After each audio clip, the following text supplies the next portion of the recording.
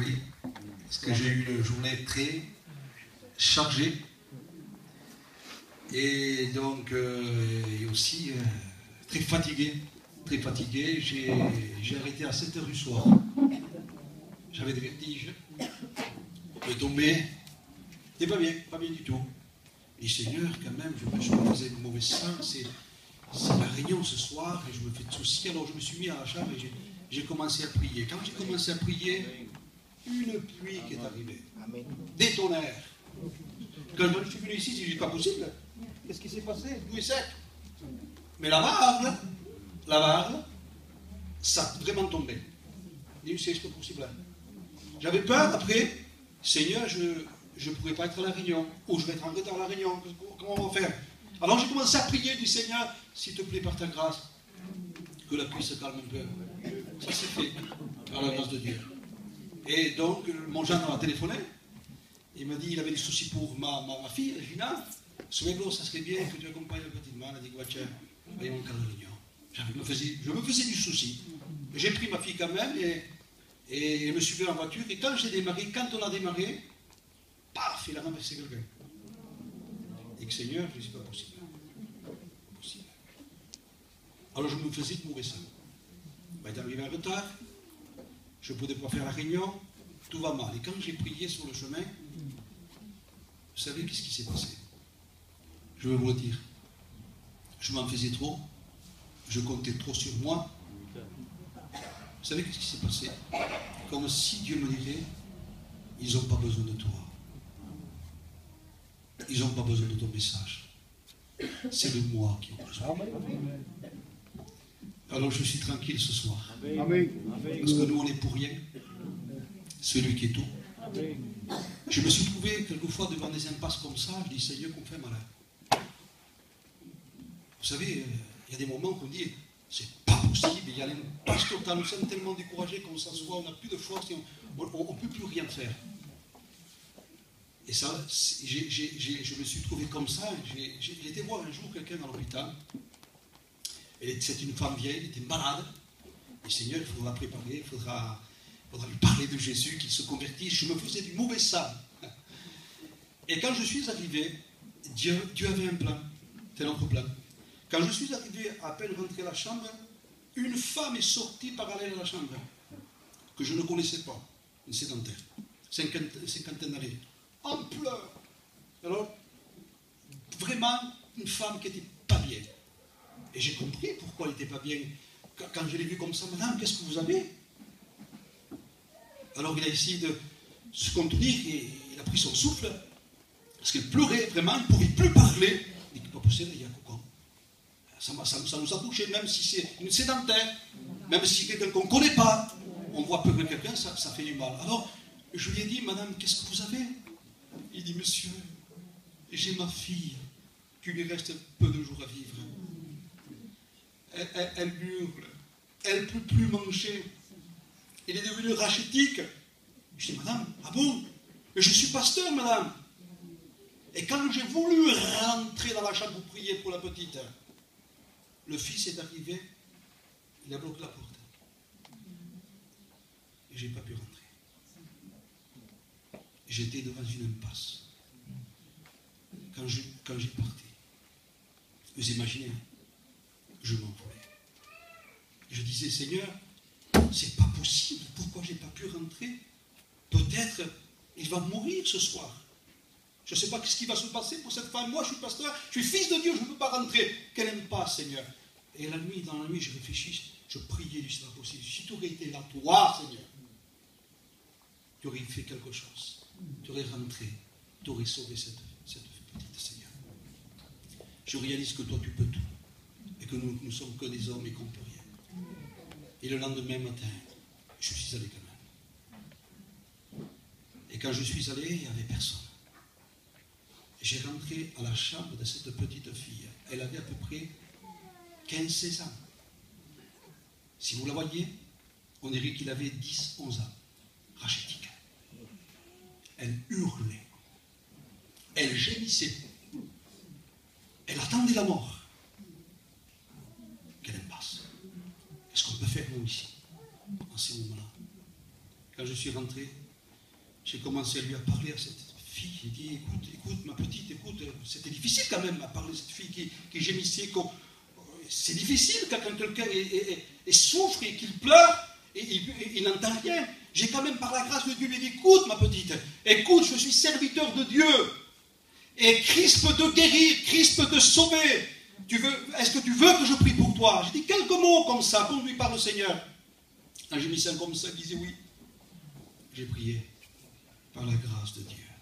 Et je suis parti. Le lendemain, je suis revenu à l'hôpital pour voir la dame et aussi pour prendre des nouvelles. J'ai vu sa mère. Elle n'était plus en pleurs. Je vous le promets. Elle souriait avec une joie. Et il m'a dit, monsieur, ma fille, elle est assise. Elle était en train de manger, elle ne pleure plus. 3 jours après, il est sorti de l'hôpital. J'ai lui laissé une Bible. Amen. On n'a pas besoin d'un pasteur. On n'a pas besoin des messages. On a besoin de Jésus. Amen. Et ce soir, par la grâce de Dieu, je ne voudrais pas trahir ce qu'il y a dans mon cœur parce que ça, ce n'est pas le message. Parce que je me disais, Seigneur, qu'est-ce que tu veux ce soir? Et il semblerait que j'aurais pu parler sur ça. Il y avait des versets qui pouvaient suivre un petit peu ce que je pourrais parler ici avec vous. Mais je me suis dit quand même, mais il y a quelque chose de très important que toi tu m'as mis à cœur. Et si je ne parle pas, c'est peut-être passer à côté de la réunion. Et vous savez de quoi j'aimerais envie de vous parler ce soir? Vous l'avez entendu. Vous l'avez entendu maintes fois prêcher. Vous l'avez lu. Pas quelque chose de nouveau. L'évangile n'est pas quelque chose de nouveau, c'est quelque chose d'ancien. Il y a même dans le nouveau parce que Dieu fait toutes choses nouvelles. Mais c'est quelque chose d'ancien. Vous savez de quoi j'aimerais vous parler ce soir? Puisque le Seigneur, dans la prière, m'a conduit à ça. J'aimerais vous parler de la croix. Et j'aimerais qu'on se pose une question, vous et moi, avec les chrétiens et les inconvertis. Quand, pour la première fois, la croix a été prêchée? Qui a prêché la croix? Vous allez peut-être me dire ce soir, ah oui, je sais, pasteur. Après, quand Jésus a été crucifié, les apôtres ont prêché la croix comme Pierre, par exemple. Pas du tout. Vous savez qui a prêché la croix? Vous savez qui l'a prophétisé la croix? Vous savez qui l'a prêché la croix? C'est Dieu lui-même. Vous dans le verset? C'est dans le livre de la Genèse au chapitre 3, versets 15 à 16.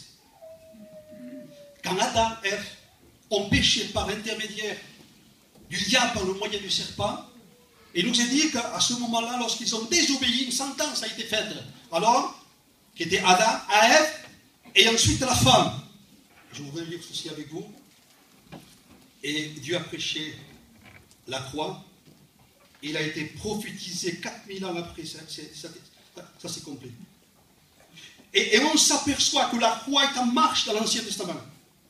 Pas uniquement dans le Nouveau Testament, dans la pensée de Dieu, dans l'idée de Dieu, dans le plan de Dieu. Quand l'homme a commencé à pécher, le premier homme a péché, dans le plan de Dieu, dans l'amour de Dieu, Dieu a commencé à mettre en place l'amour de Dieu pour son Fils sur la croix. Et écoutez ce qu'il est écrit. Dieu dit au serpent, et s'adresse au diable parce qu'il est le serpent ancien, je mettrai entre toi, serpent, inimitié entre toi et la femme, entre sa descendance et ta descendance, celle-ci.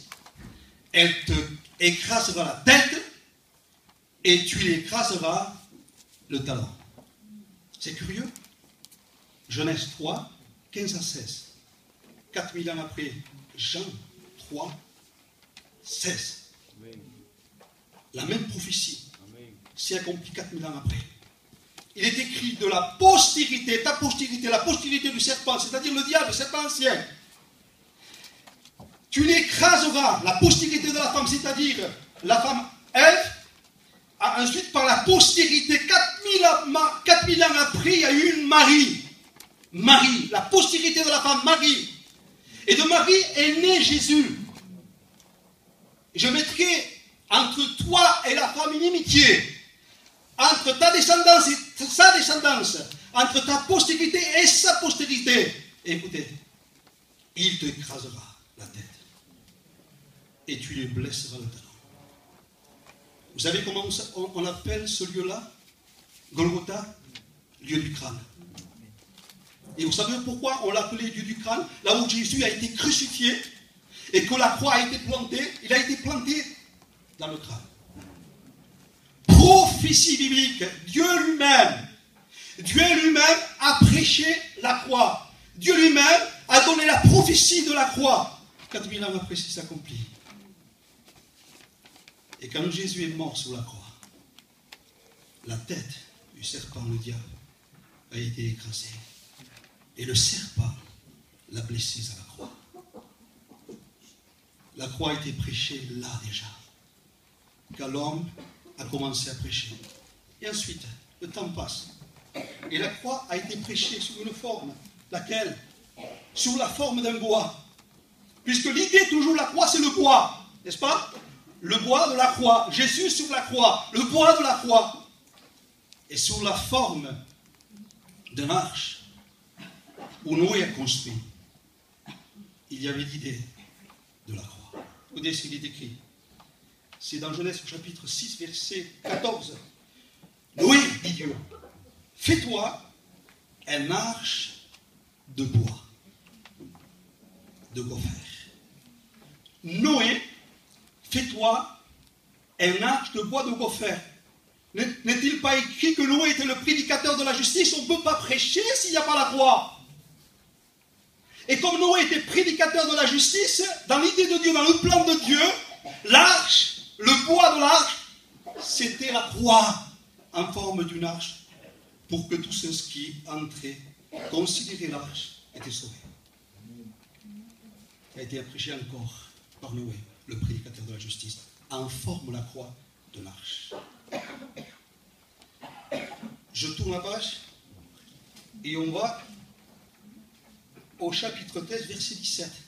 Écoutez-moi bien ce que Dieu dit, non pas à Noé, non pas à Adam, mais à la descendance après, avec Abraham.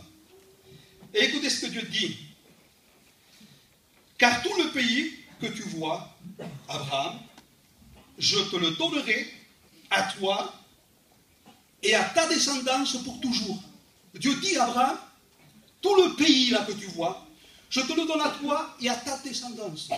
Et écoutez-moi bien, verset 17. Lève-toi, Abraham, parcours le pays. Vous me suivez? Tu vas le parcourir en long et en large. Tout le pays que je te donne à toi, ta descendance, tu vas le parcourir en long et en large. L'idée de la croix était dans l'Ancien Testament. Je bénis Dieu.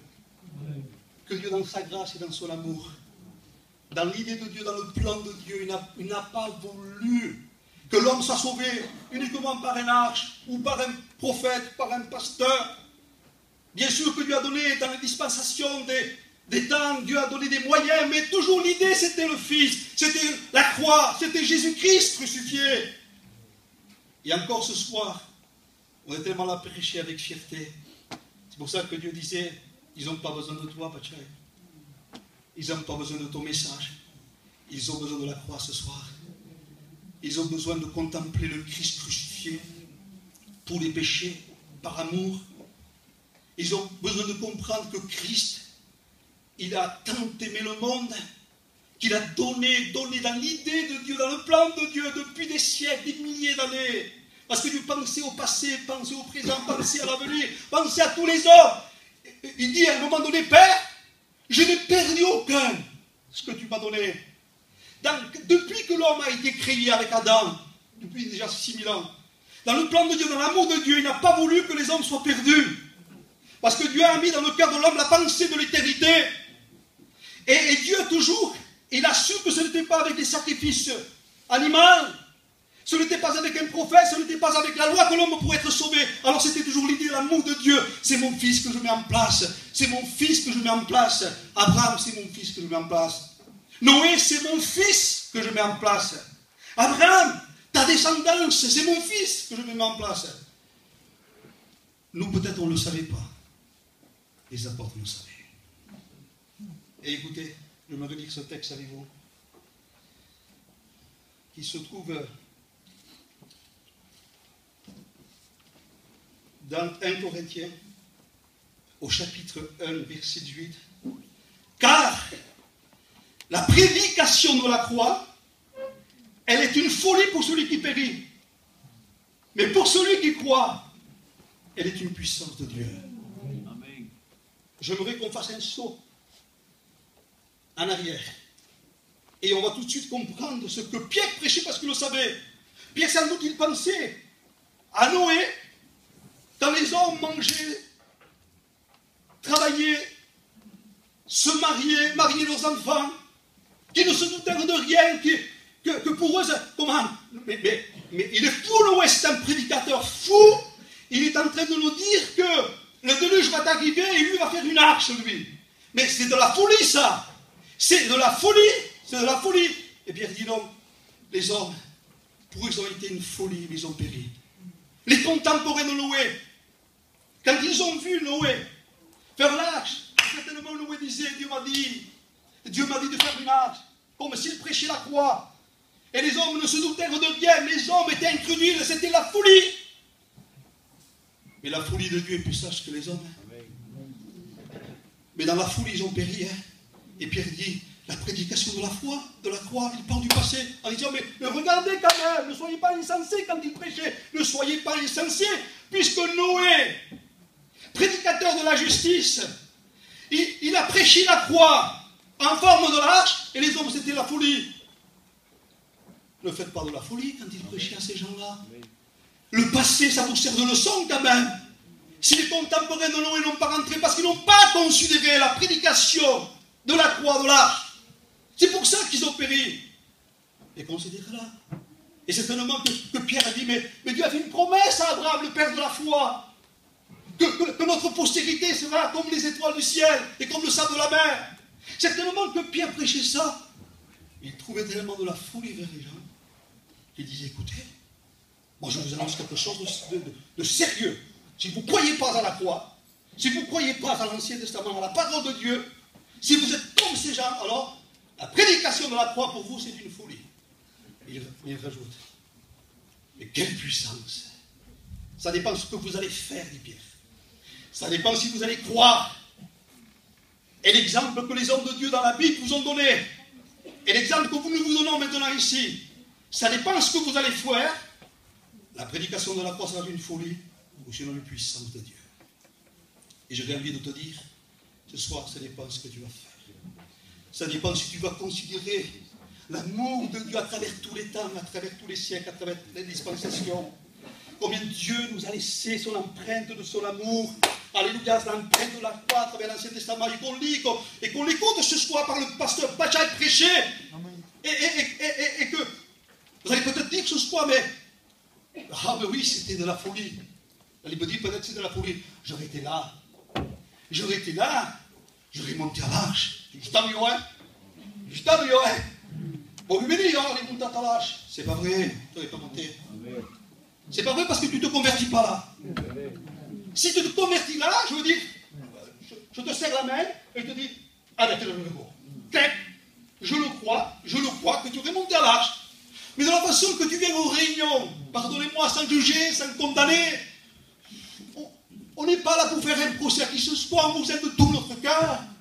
Mais nous voulons vous dire la vérité, dites la vérité affranchira. Mais combien de réunions on a passé à côté?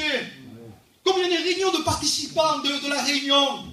Combien tout simplement pour prendre des billettes, comme je dis assez souvent.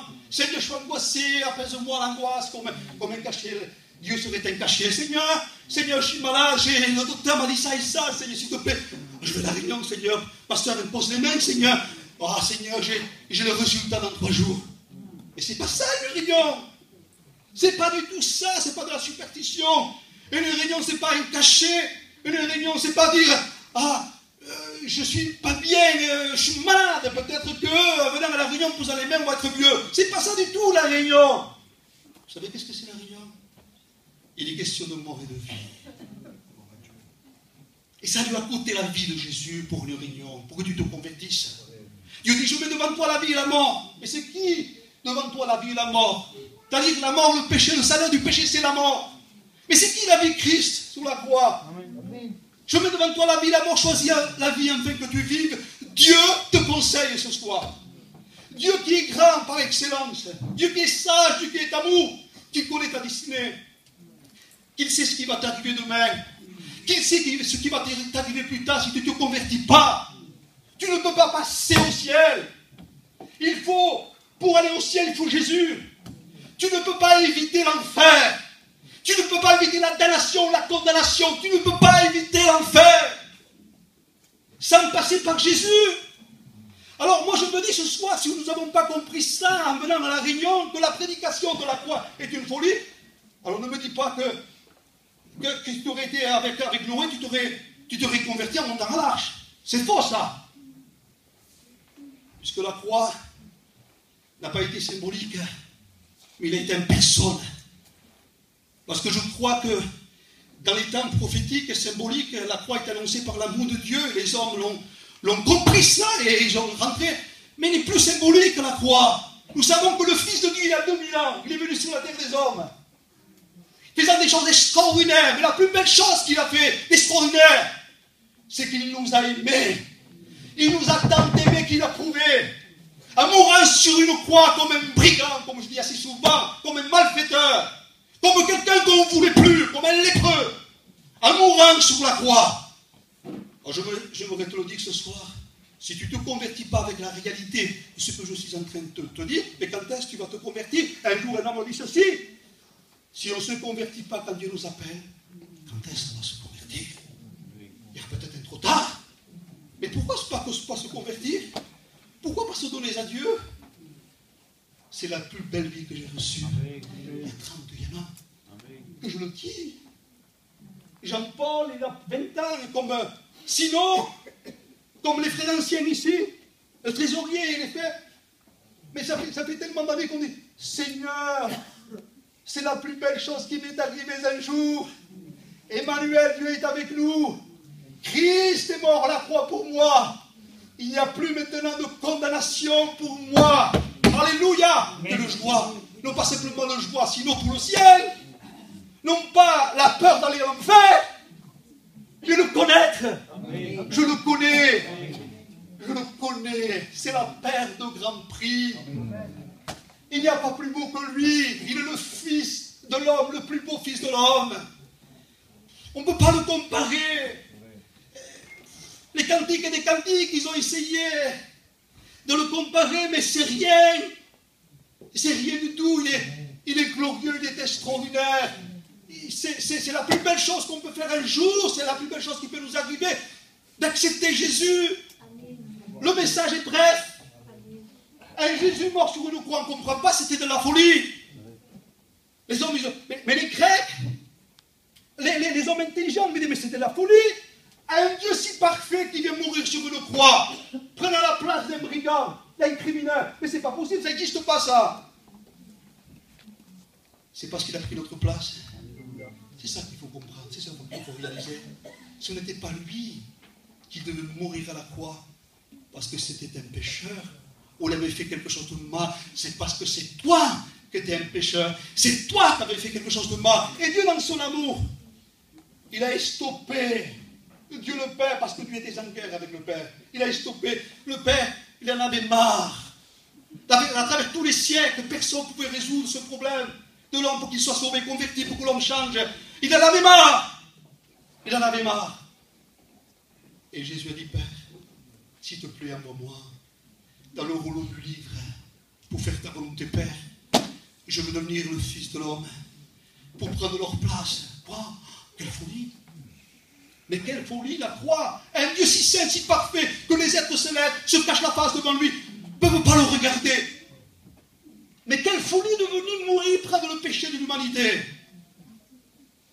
La prédication de la croix, c'est une folie. Vous savez qu'est-ce qu'ils ont fait de la croix? Ça a été la folie la plus terrible. Vous le promets que ça a été la folie la plus terrible. Adolf Hitler. Vous savez combien de personnes il a massacré? Vous le savez déjà, 6 millions de juifs et je ne sais pas combien de gitans. Je crois 50 millions de personnes, Rodolphe Hitler, à la guerre de 39-45. 50 millions de personnes. Mais vous savez sous quel ordre? Au nom de la croix grammée sur l'épaule gauche. Quand il faisait ça, c'était au nom de la croix gammée sur l'épaule gauche. Il s'est fait un nom avec le sang des autres. Un diabolique jusqu'à dans les moelles. Un pourri, pardonnez-moi. Un pourri. Quelle folie diabolique. Si les hommes ont fait des folies, mais lui là, il en a fait une grosse folie. Hein. C'est pour ça que Pierre disait, la prédication de la foi, quelle folie pour les hommes. 50 millions de personnes, 45, je crois. 50 millions de personnes sous la croix gammée quand il faisait ça mourir. Il s'est fait un nom avec le sang des autres.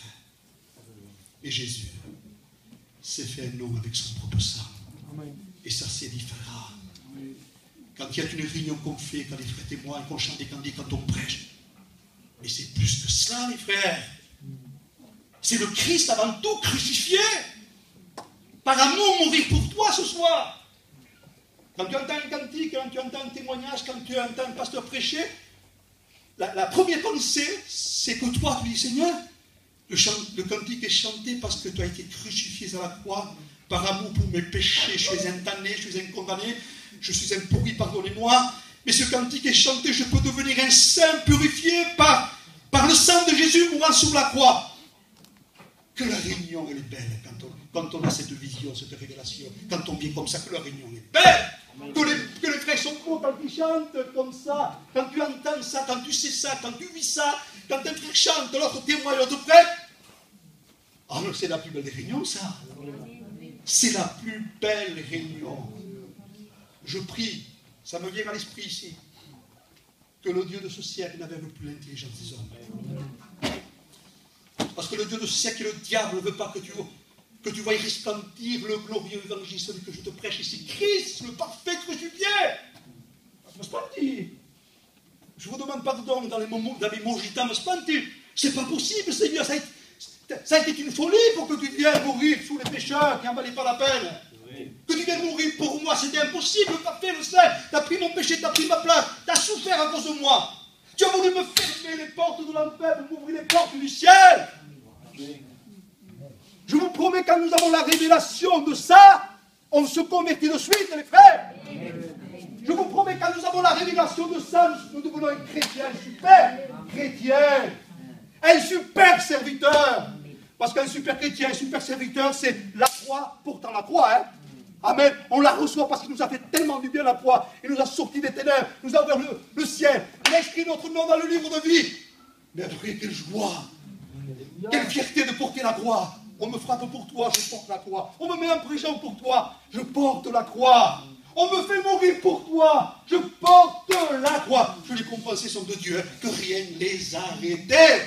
Ni les prisons, ni la mort. L'apôtre Paul disait qu'il faudra me séparer de l'amour de Dieu. Les persécutions, les tribulations, les choses présentes, les choses à venir, ni la mort, ni la vie pourra nous séparer de l'amour de Dieu. De ses glorieux de ça. Alléluia. Je voudrais finir avec un témoignage. Un beau témoignage. Voyez si c'est puissant la croix. Si c'est glorieux la croix. Quand nous avons un cœur vrai, sincère, aussi la folie, et on devient encore plus dans le monde. Ou sinon, on revient repentant et on devient un saint.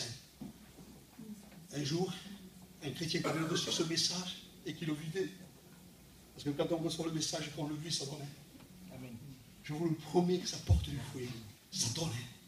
Ça donne. Quand on vit Jésus, on donne Jésus. Quand on vit la croix ne peut pas être expliquée en chantant ou en témoignant ou en prêchant si on ne la connaît pas. Que voulez-vous que je vous prêche, moi, en chantant ou en prêchant ou en témoignant de la croix si je ne la connais pas? Notre force, ce que Christ a nous, l'espérance de la gloire. Notre force, c'est qu'il a été crucifié pour nous et qu'on vit, alléluia, avec le sang de Jésus qui nous a purifiés. Et ce chrétien-là, il le vivait. Alors quand il le vivait, il a rendu témoignage à un de ses amis. Il m'a dit, écoute, tu sais, Jésus-Christ, par amour, il a été crucifié pour toi. C'est par amour, c'est pour toi. Il t'a tant aimé qu'il a donné son Fils, Dieu le Père, à la croix pour te sauver. Il est mort à la croix. Il lui a expliqué la croix. Il lui a donné la connaissance de la croix. Et ensuite, il a parti. Et cet homme-là a parti aussi. Et c'était un homme qui faisait un métier de plongeur. Et il avait toujours l'habitude de plonger le soir dans un lieu privé, particulier à lui. Un grand, un maître, un homme extraordinaire. Mais la croix, ça l'interpellait. Christ est mort à la croix pour me sauver. Ça l'interpellait, ça a touché son cœur. Ça. Bon, il a dit, bon, ça va. Et quand il a monté sur le plongeon, la lumière était éteinte, il a commencé, David, à monter sur le plongeon, et à faire ça. C'est comme ça qu'on plongeait, c'est plongeait. Et quand il a fait ça, face de lui, à son ombre, il a mis la silhouette de la croix. Il est resté paralysé. Comme ça, hein, paralysé. Il était paralysé. Et quand il a été paralysé, il a pensé à son ami qui lui parlait de la croix, Jésus mort à la croix, que Jésus était en train de se révéler en lui. Et là, il a donné son cœur. Donné son cœur à Dieu. Seigneur, pardon, Seigneur, pardon, tu es mort à la croix. C'est mon ami qui m'a témoigné, mais vraiment là, tu te manifestes à moi, Seigneur. Je crois que c'est un signe venant de toi. Avec le temps qu'il a duré de faire cette prière, vous savez qu'est-ce qui s'est passé? Quelqu'un est venu, il a allumé l'interrupteur. Et quand on allume l'interrupteur, c'est le jour. Pour ce jour-là, il n'avait pas pensé de remplir la piscine. Il n'avait pas pensé. Et en montant sous le plongeon d'eau, certainement mort, tellement il était haut. Il n'avait pas pensé. Et quand il a fait ça, la lumière est arrivée, il n'y avait pas d'eau. La croix l'a sauvé. Et tu vas dire ce soir, je veux te faire venir à Dieu ce soir. Je veux te faire venir par son amour. Je veux te faire venir par sa parole. Je veux te faire venir par le Saint-Esprit. Parce qu'il faut qu'il se passe quelque chose. C'est pas parce que moi je prêche ou je ne prêche pas qu'il faut qu'il se passe quelque chose. Mais parce que Dieu est amour. Et parce que Dieu t'aime, il faut qu'il se passe quelque chose. Si tu es venu pour Dieu, il faut qu'il se passe quelque chose. Si tu n'es pas venu pour Dieu, il ne se passera rien. Je voudrais te faire venir à Dieu ce soir. En te disant, écoute-moi. C'est plus grand que encore toi qui vis sans Dieu, comme si cette personne-là elle aurait été sur le plongeon et il aurait plongé sans l'eau. C'est plus grave que qu'il sorte à une goutte. N'est-ce pas que tu peux dire ce soir qu'il sorte à une goutte? Hein? J'importe que j'étais hein? Quand on entend des choses, oh, qu'il sorte à une goutte. Oh, que c'est beau, pasteur. Tu as dit un témoignage formidable. Ça cadre bien avec le message que tu as prêché. Mais oui, c'est vrai. Que c'est vrai. Que la croix cadre toujours. Et que le plus beau message, c'est la croix. Amen. Et toi ce soir, est-ce que tu as prévu de te rencontrer avec le rendez-vous de Golgotha à la croix? Est-ce que tu l'as prévu ce soir? Ne dis pas, pasteur, je suis angoissé, laisse ça de côté, ça ne m'intéresse pas. C'est pas grave l'angoisse. Et il y a des oppresseurs, on appelle ça des cachets pour te passer. Spoko, ste sketchets, drôme essayer. Pas grave ça. Hein? Ah, pasteur, j'ai mal à la jambe, faites-moi opérer. Pardonnez-moi, je me suis fait opérer moi. Regardez, vous le savez, je me suis fait opérer. Tétite se fait opérer. Tétite, il dit à maman. Elle est droite. Elle dit, oh là là, qu'est-ce qu'il faut faire? Il faut prier. Qu'est-ce qu'il faut faire? Il faut prier? Non, il faut aller à l'hôpital. Il me faut casser un morceau de stomac. Non. Traitons le besoin le plus important. Il n'est pas question ce soir. C'est-à-dire, Jésus, je vous dis pas de me faire opérer, comme tu dis, c'est le scat, hein. Si vous dites un miracle pour lui, moi il ne va. Jamais. Ah, Seigneur, vous dites pas ça, l'opération qu'on n'a pas déjà fait. Mais Dieu n'est pas d'accord. Si c'est pour te gagner, il le fera. Il le fera, il te fera maigrir. Et tu exauceras, tu couperas l'appétit. Tu le sais, hein? Pour te gagner, tu couperas l'appétit. Il te fera le miracle pour la jambe. Mais c'est pas ça qui va te gagner. Ce qui va te gagner, c'est la croix. C'est son amour. Je me suis rendu compte, les frères et les sœurs, avec le temps, on se rend compte, on apprend des choses, que le plus grand besoin de l'homme et de la femme, c'est l'intérieur. Je vous le promets. Écoutez, je finis avec ça. Et vous allez voir que ce que je dis est vrai. On apporte un homme, 4 copains portaient un homme qui était couché, paralysé, où il ne peut se déplacer. Et bien sûr qu'il avait Jésus là. Ah, c'est l'occasion. Cet homme avait la foi, et puis les copains aussi avaient la foi. Ah, mais ça y est, hein, Jésus est amour, Jésus est puissant, il ne va pas refuser. Alors quand ils l'ont apporté, il y avait plein de monde. On ne pouvait plus, ni par le fenêtre, ni par la porte. Alors ils ont découvert le toit, ils ont fait passer le paralysé là, devant Jésus.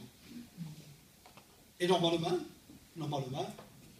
il fallait que Jésus dise, t'as la foi d'être guéri. Mais il n'y a pas de problème. Je suis le Jésus Tout-Puissant qui guérit. Ça a imposé les mains, il pouvait le faire. Mais il n'a pas dit ça. Il lui a montré que le besoin le plus grand, le plus urgent, le plus grand et le plus urgent, je m'aurais te le dire toi, je m'aurais te le dire à toi.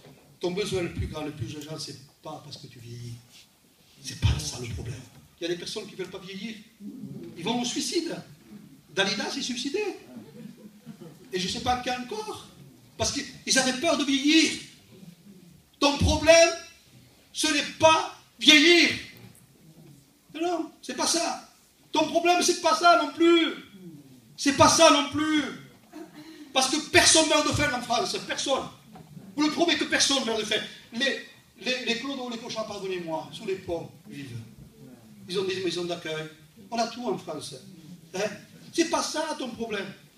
C'est pas parce que tu prends un peu... C'est pas ça ton problème. Le problème, il est intérieur. Il y a des jeunes qui se sentent vieux. Et il y a des personnes jeunes qui ont tout, qui veulent aller au suicide. Qu'est-ce qui se passe? Mais tu es beau, tu es jeune. Extérieur. Mais tu es riche, pourquoi tu veux te suicider? Mais tu n'as pas de problème, pourquoi?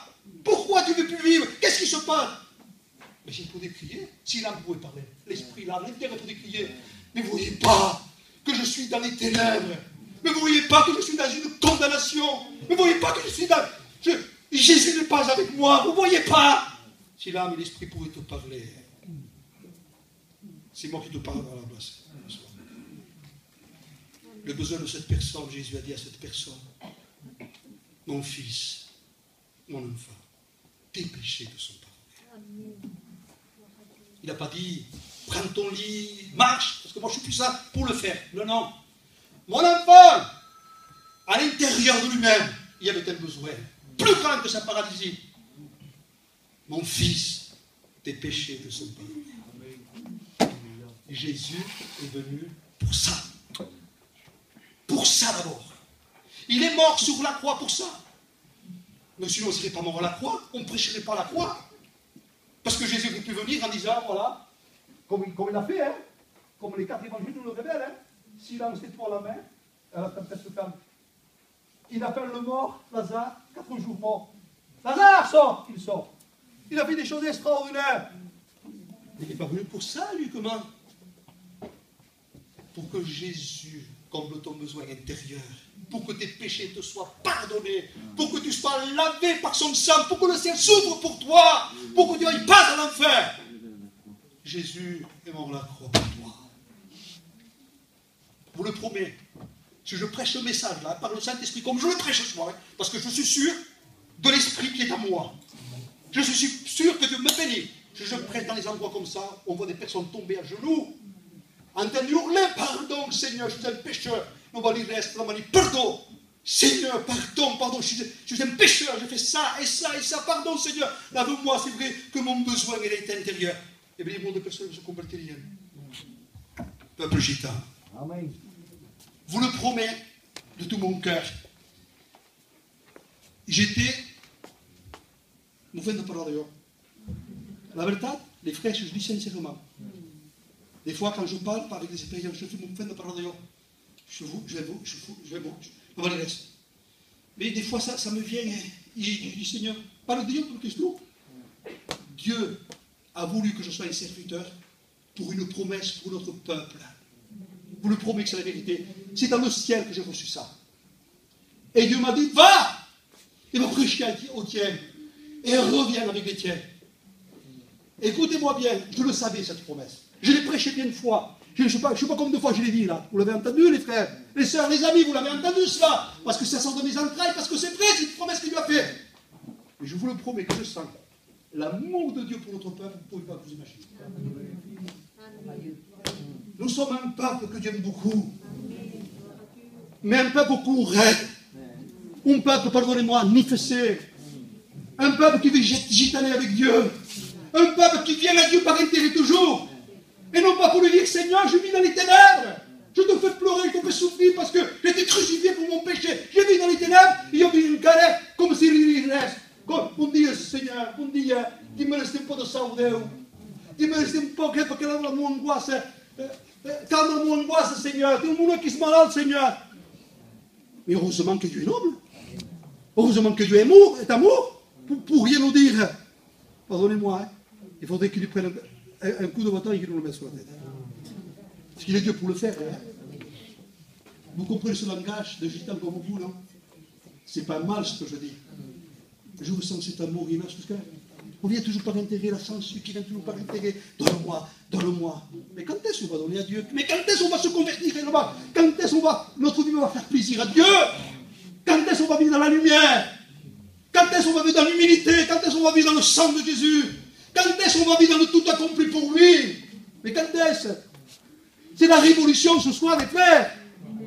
Je ressens une révolution par le Saint-Esprit dans mon cœur pour notre peuple. Notre peuple toujours avec des réserves, notre peuple toujours en arrière. En avant quand il a besoin d'un intérêt. Derrière quand Dieu l'appelle pour vivre pour lui, en arrière toujours. Non, s'il vous plaît. S'il vous plaît, Dieu mérite tout. Il mérite tout. Vous savez comment on le comprend, nous, que Dieu est tout-puissant et qu'il mérite tout? C'est quand nous sommes dans le besoin. Ah, Seigneur, pour le stock. Mérite de stock, Seigneur. Mais ouais, c'est malade, hein. Tu me restes de tout, Seigneur. Tu peux se casser ça ou de ouais. C'est à ce moment-là qu'on est champion. Mais quand Dieu nous dit, je voudrais vivre en toi comme je le veux moi. Je veux être tout en toi. Ne me laisse pas dans un coin. Et tu me reprends quand tu as besoin. Laisse-moi vivre. Je veux vraiment vivre en toi. Je veux que tu me représentes. Je veux que tu sois mon fils, que tu sois le sel de la terre, la lumière du monde. Que tu sois un ambassadeur pour moi. Vous ne sentez pas que c'est Dieu qui vous le dit. Vous ne sentez pas que c'est Dieu pour de bon. Pour de bon. C'est Dieu qui vous le dit. Ce que nous allons faire ce soir. Nous allons nous humilier. Et écoutez-moi bien. Si vous faites cette prière, pour lui dire pardon Seigneur, je suis un égoïste. J'étais pris toujours par intérêt. Tu es la route de secours, Seigneur. Seigneur, c'est toujours comme ça, je te demande pardon. Je comprends que tu mérites que je te donne toute ma vie, et pourtant ma vie si peu. Ma vie, elle est que poussière, elle est rien, elle n'est pas belle. Mais tu veux ma vie parce que tu m'aimes et parce que tu veux que je vive pour toi. Pardon, Seigneur, je te demande pardon. Je veux vraiment réaliser que la croix, la prédication de la croix, c'est pour ça, Seigneur, pour que Christ à moi. Vous le promettez, si vous faites ça, vous sortez avec le miracle. Moi, je le crois de tout mon cœur. Amen, amen. Vous le promettez que c'est la vérité. Vous sortez avec le miracle. Qui voudrait avoir un miracle de la nouvelle vie, de la nouvelle naissance ce soir? Voulez-vous comprendre? Amen. Alléluia. Alléluia. Alléluia.